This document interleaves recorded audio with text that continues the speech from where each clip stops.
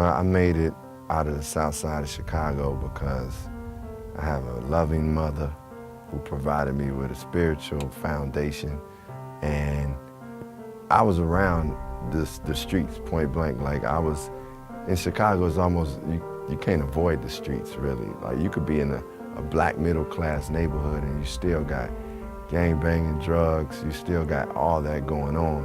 What happened with me was I was getting into trouble somewhat, but since I was like real young, like really young, I had dreams of being something. Like, I was like, I want to be something in the world. I want to give something to the world. I want people to know I lived on this planet.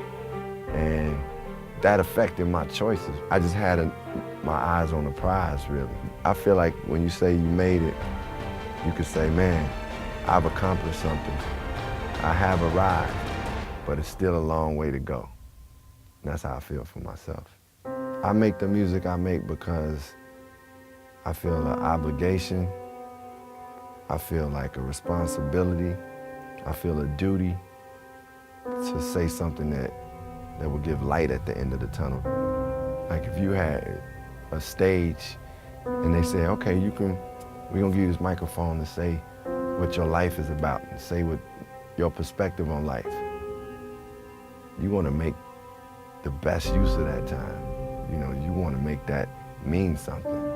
And that's why I use the microphone the way I do.